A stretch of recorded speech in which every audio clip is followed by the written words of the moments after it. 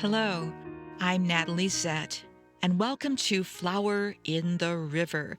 This podcast, inspired by my book of the same name, explores the 1915 Eastland disaster in Chicago and its enduring impact, particularly on my family's history.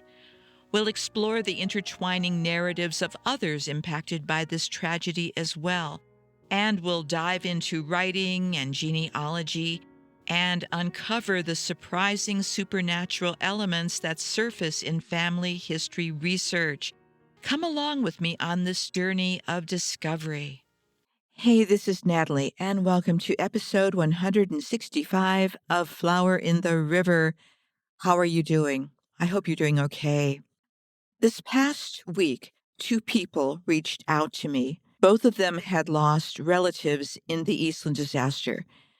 And to be clear, I don't get flooded with messages, but every now and then a small wave arrives, often in twos or threes, as if the universe is syncing our stories. I'm not sure what that's about, but I just go with it. Both of these people, strangers to each other, were searching online for their Eastland relatives, and the first person told me about the brick wall that they ran into, and they found a site that had their relative's name but no story. Then they found my website, not my podcast, but my website, and I was able to tell this person I had already featured their relative in a podcast episode, and since I'd done all the research and created the family tree, I gave them that information as well, so they could have a more detailed life story. I gave them birth records, work history, and now photos that they've never seen. And they were very appreciative, and it is an honor to be able to do that.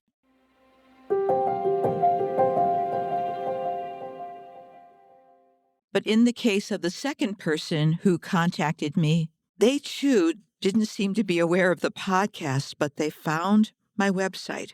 And maybe 2 or 3 years ago, I made a tribute page to their relative.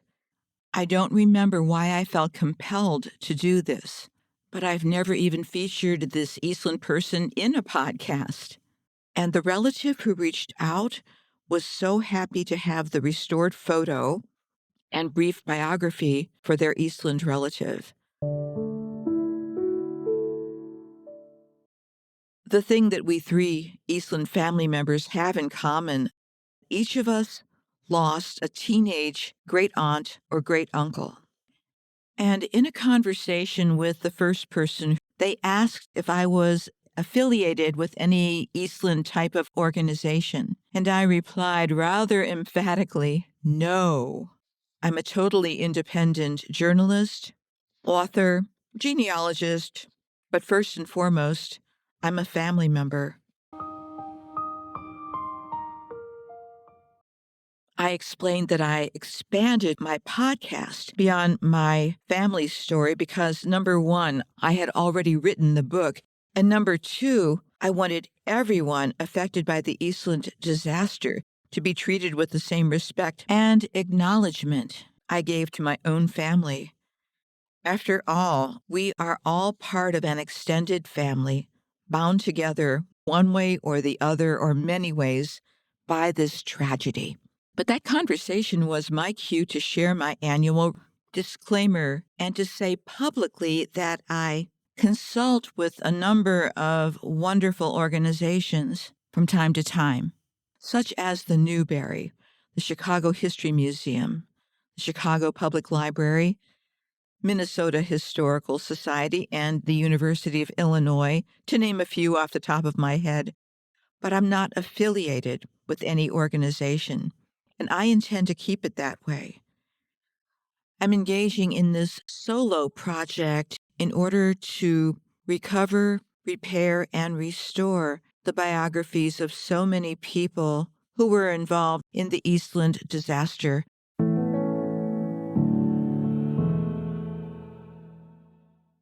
What I found during the last 3 years is that there are some astonishing gaps between who was involved and who was actually recorded. The pattern is pretty much the same.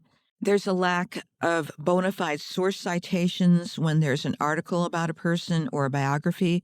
Then there's the provenance of the photos.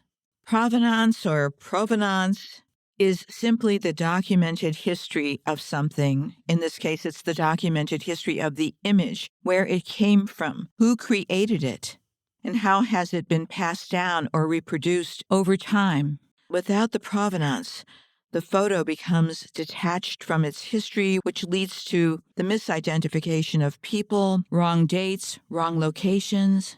In the case of the Eastland disaster, so many of the photos do not have provenance, so it's very difficult, if not impossible, to determine the original source of a photo. And then we have lists of names, but very little biographical information, so you get no sense of who a person was while they were alive. And then, what has surprised me or shocked me most are the numbers of people who are missing from the retellings of the Eastland disaster. And if you've been listening, you know that some of these folks are notable people like Hyman Rickover and Luella Parsons. And there were so many other people, victims, rescuers, journalists, authors, witnesses, and survivors who have been completely left out of these retellings, but who were very much a part of the Eastland disaster story. And their stories are at the most risk of being lost for a long, long time, if not forever. I know I say that a lot, but please remember that I have all of these new listeners showing up each week, maybe for just this one time, and I want them to understand what happened.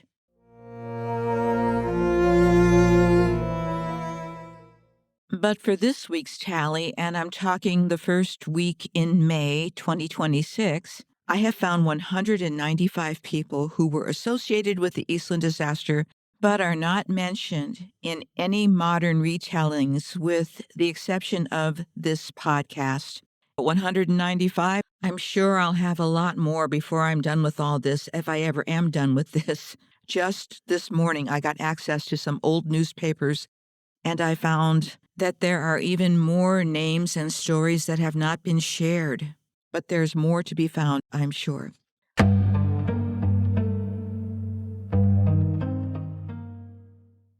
And then there's the unsubstantiated death toll of this mass casualty that's been repeated for years.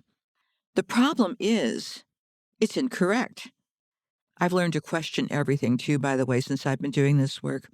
In a situation like this, you always hope that the truth will eventually prevail. I don't know, but in the meantime, I'll continue doing the research, finding the evidence, and reporting on it. Remember, this incorrect number took hold through repetition, not through evidence. And this dovetails into today's episode because I found additional information about the omitted victim, Thomas Marren. If Thomas had been counted, the original estimate, not final death toll, but estimate, would have been 845.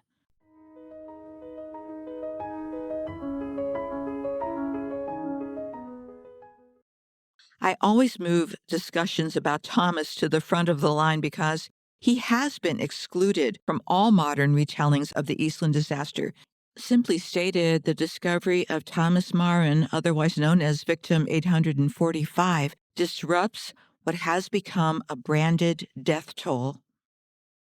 Actually, what's interesting about this is that his obituary and his inclusion in the early lists that appeared in the newspapers after the Eastland capsized was not just in the Chicago Tribune, but it was printed all over the country. I found publications in Colorado and in Utah.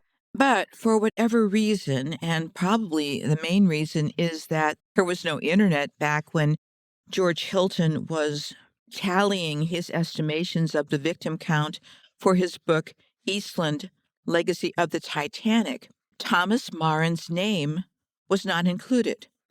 And Hilton was an excellent and conscientious researcher. It's just that omissions and oversights, they happen when trying to reconstruct and recreate history, especially a history like this one. And when the now disbanded Eastland Memorial Society put Hilton's Eastland victims list online, Thomas Marren, of course, was not there either. But here's the thing. Hilton never wanted to freeze or market that number. In fact, he said in his book that the research must continue.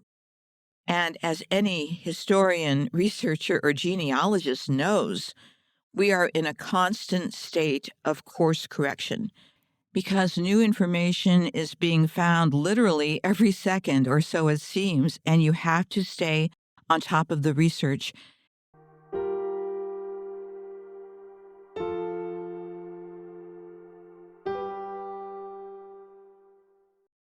But what happened in the early 2000s after Hilton died and the Eastland Memorial Society disbanded?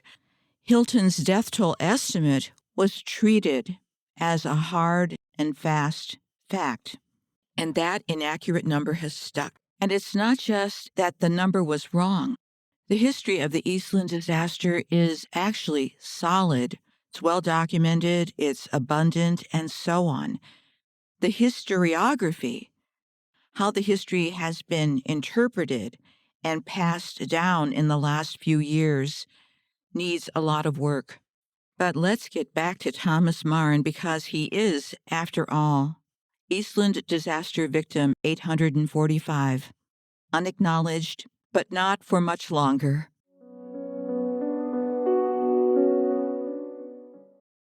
Just last year, I located Thomas Marren's death record, but in a somewhat unusual location. I found him via the National Archives online, and that's a place that I honestly don't frequent all that much. But I saw that they had digitized a collection of legal claims filed in the U.S. District Court for the Northern District of Illinois, Eastern Division, and this is case number 32231, in response to the St. Joseph Chicago Steamship Company's petition to limit its liability after the Eastland disaster.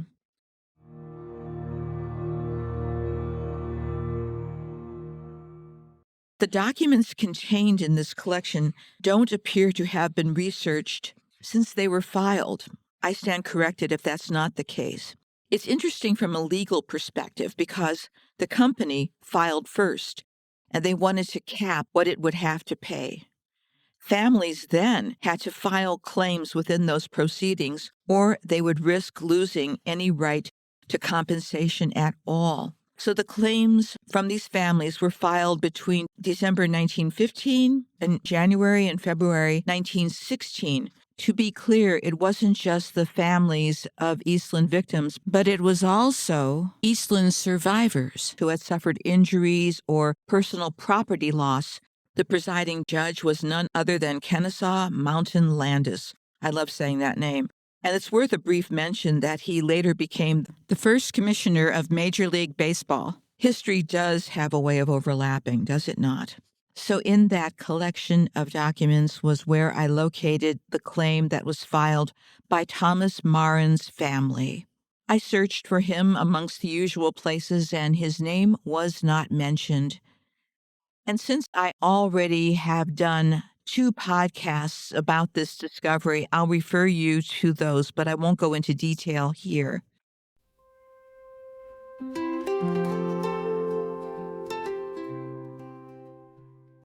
I thought I was done with the discoveries about Thomas Marren, but I was wrong. So just last week, I found an additional newspaper article that referenced him. Of course, since Thomas has been entirely omitted from the retellings of the Eastland disaster, this is a world premiere of sorts. And I want to tell you how I found this article because this resource may very well help you in your own research.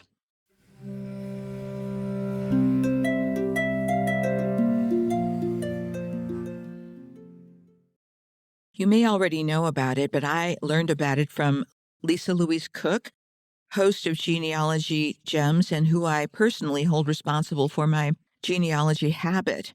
Lisa's was the first genealogy podcast I ever listened to over 10 years ago now, and I was hooked immediately. Lisa Louise Cook's knowledge is vast, deep, and wide, and I continue to learn new things from her. And of course, I recommend her to anyone who's interested in not just genealogy, but history, technology, and she has a special love for maps. So I highly recommend Lisa Louise Cook, Genealogy Gems, and yes, I will put a link in the show notes for you. In one of her recent episodes, Lisa Louise Cook discussed a resource called Elefind. I'll explain what that is, but when I used that resource, I was able to locate a very obscure publication, and within that very obscure publication was an article about the Eastland that I had never seen. And within that article, none other than Thomas Marren was mentioned.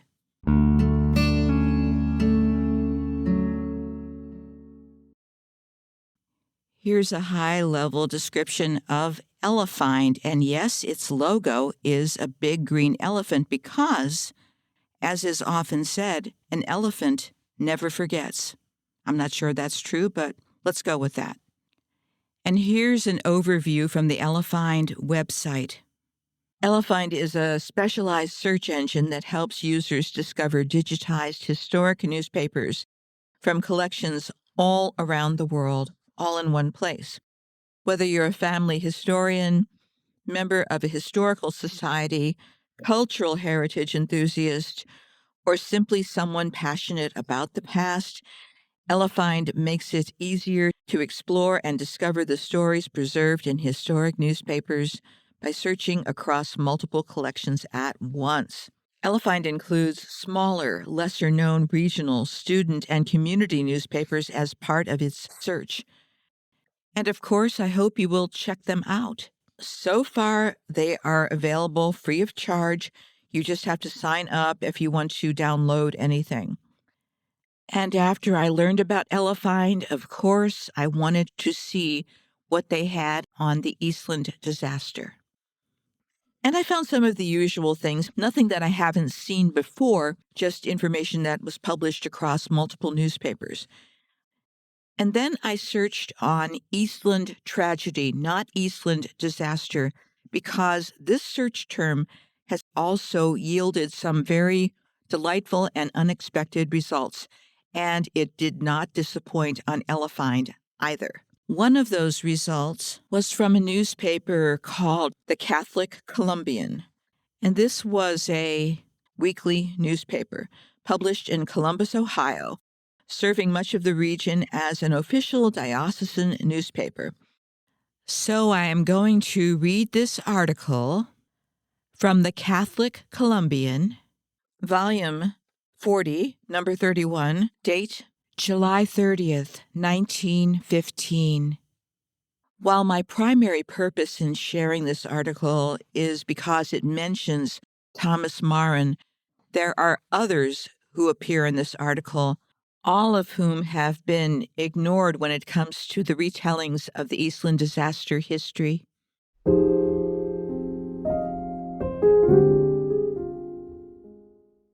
Headline: Sidelights of Eastland Tragedy in Chicago.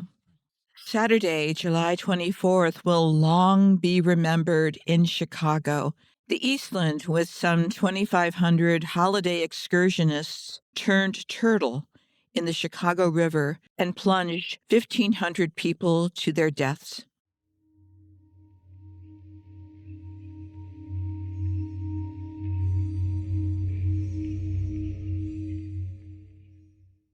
Quote, I looked toward the Eastland again, wrote Robert Satterfield, the noted cartoonist, and the big excursion boat was tipping over, was turning on her side toward the middle of the river, tumbling its holiday deck load of passengers into the swirling water. The people, in order to see the tugboats start pulling the Eastland out to the river, had rushed to the port railing. The weight of thousands of people was too much, and the top-heavy boat rolled over, practically turning turtle. The air was filled with the shrieks of men and women, and the thinner, shriller screams of hundreds upon hundreds of little children.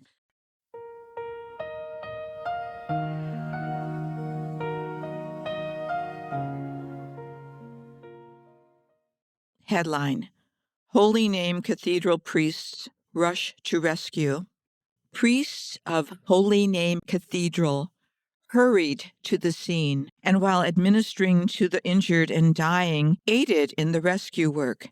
The priests who rushed to the scene in an automobile were Father Fitzsimmons, Father O'Brien, Father Phelan, Father Wolfe, Father Rente, and Father Hoban. At all of the Catholic churches, requiem masses for the victims were offered up.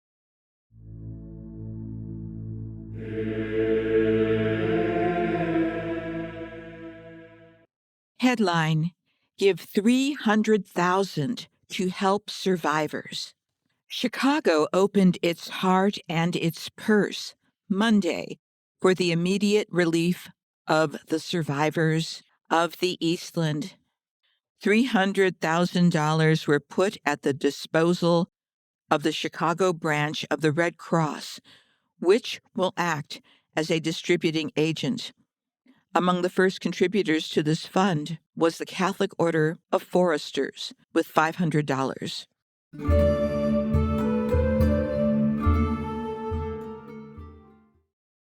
Headline: Tragedy that took boys, daughter, and grandson.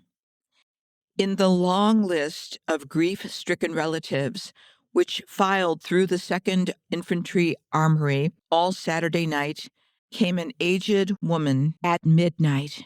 She sought her 2 sons.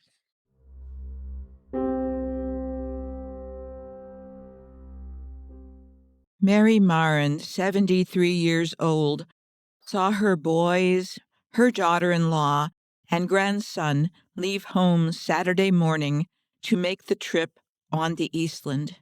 She went to the corner with them and waved goodbye as they entered a streetcar.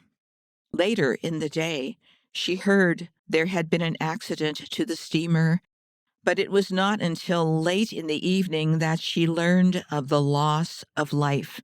At midnight, when her boys had not returned, she could endure the anxiety no longer.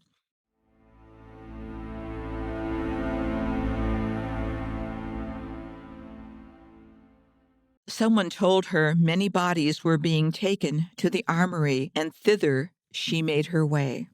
Mrs. Marren had made the trip along one row of dead, and partway back, when she uttered a cry and fell across the form of a youth. It was that of her son, Tom, who had told his mother many times, she said, he would never marry as long as she would make her home with him. Later, after she had been revived, policemen tried to dissuade Mrs. Marren from continuing the search, but she was deaf to their arguments. 10 minutes later, she found the body of her daughter-in-law. Then, in the last row, lying on the floor side by side, was her other son and his child. She again fell into a swoon. The Eastland tragedy leaves Mrs. Marren utterly alone. Not a relative survives, and she is old and poor.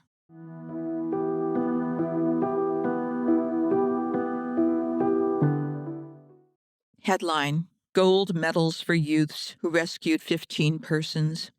A resolution commending Percy Kerrigan, 21 years old, of 5324 South Loomis Street, and Edward Finn, 19 years old, of 5330 South May Street, for the bravery they displayed in rescuing women and children after the overturning of the Eastland, was adopted at the meeting of the Regan Colts Athletic Club in its clubhouse, bearing a suitable inscription to each of the youths.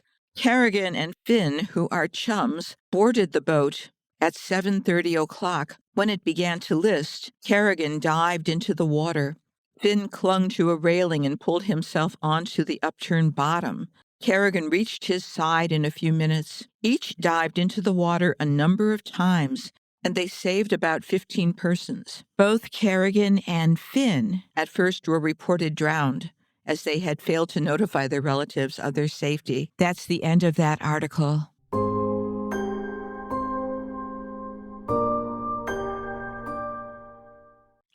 I'm going to first focus on the Marren family because here we had major inaccuracies in terms of identities of people. So let's start with Mary Marren, who was mentioned. Her name is actually Mary Bridget Harren Marren. Indeed, her maiden name, her birth name was Harren, and she married Patrick Marren. And Mary Bridget Marren was not 73 years old. She was just 47 in 1915 when the Eastland disaster happened, and she lost her son, her daughter, and her grandson. Both Mary Bridget and her husband Patrick were from County Mayo, Ireland, and immigrated in the late 1800s to the United States and settled in Chicago, where Patrick, the father, was a teamster. Mary Bridget and Patrick also lost their daughter, Catherine, not daughter-in-law. Catherine married George Wood, and he was aboard with them, but he survived. And Catherine died, and Catherine's and George's 3-year-old son, George Wood Jr., also died.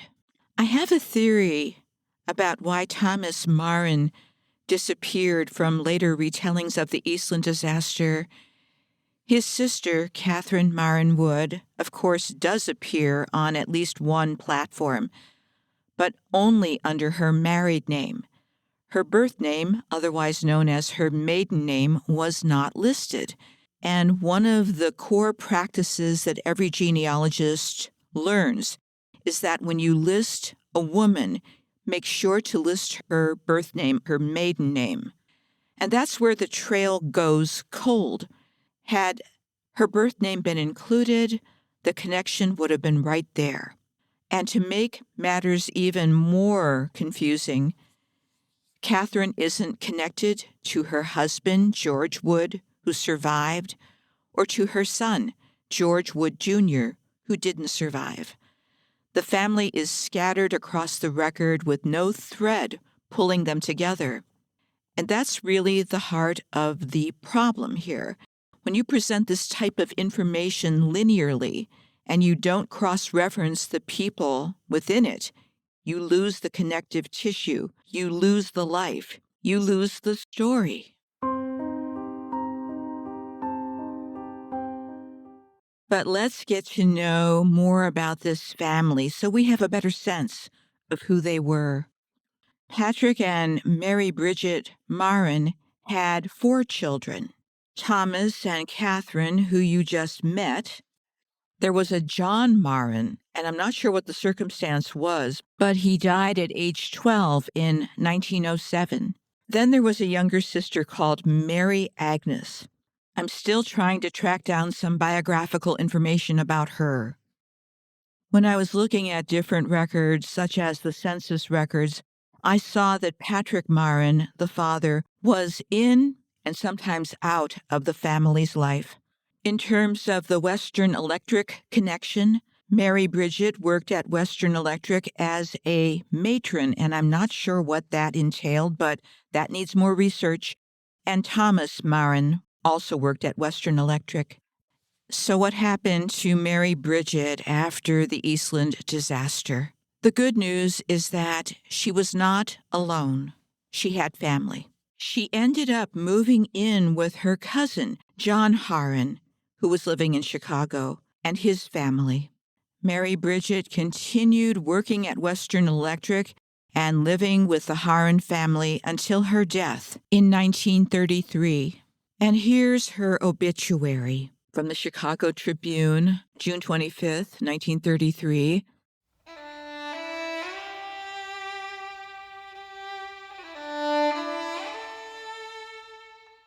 Bridget Marren, née Harren, beloved mother of Mrs. Mary Trott or Trant, the late John and Thomas Marren and Catherine Wood, funeral Monday, June 26 at 10:30 a.m. from residence 1436 North Lawler Avenue to St. Peter Canisius Church, Burial, Mount Carmel.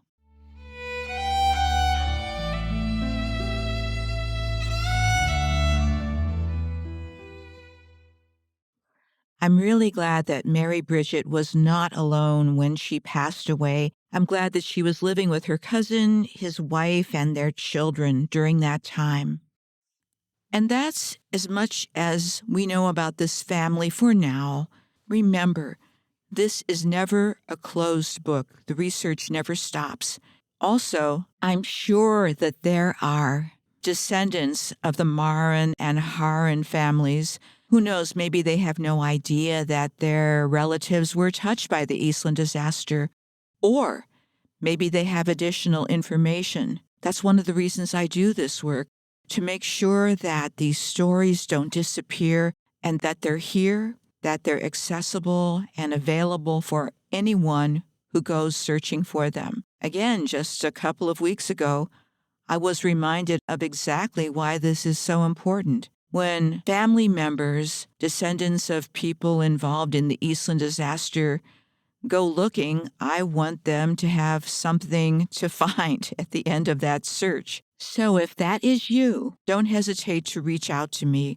If I can help, I will, and there's no charge for that type of assistance. After all, this history is 111 years old. There's nothing exclusive about it at this point.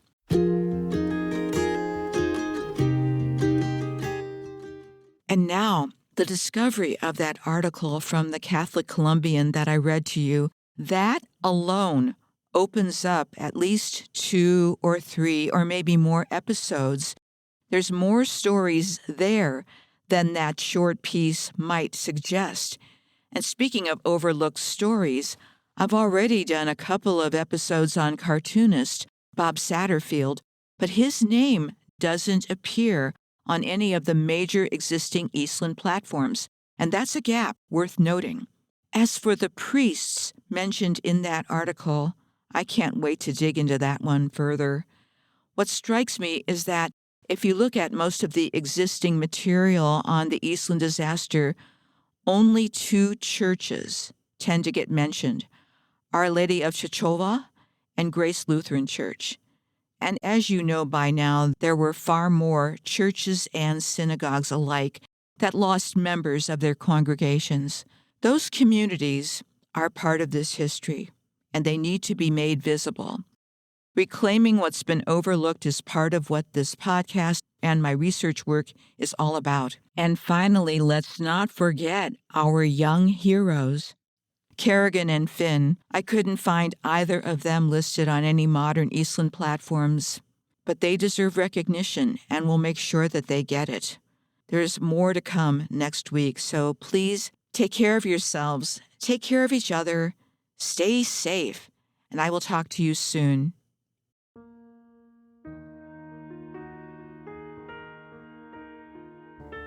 Hey, that's it for this episode, and thanks for coming along for the ride. Please subscribe or follow so you can keep up with all the episodes. And for more information, please go to my website. That's www.flowerintheriver.com. I hope you'll consider buying my book, available as audiobook, ebook, paperback, and hardcover, because I still owe people money. And that's my running joke. But the one thing I'm serious about is that this podcast and my book are dedicated to the memory of all who experienced the Eastland disaster of 1915. Goodbye for now.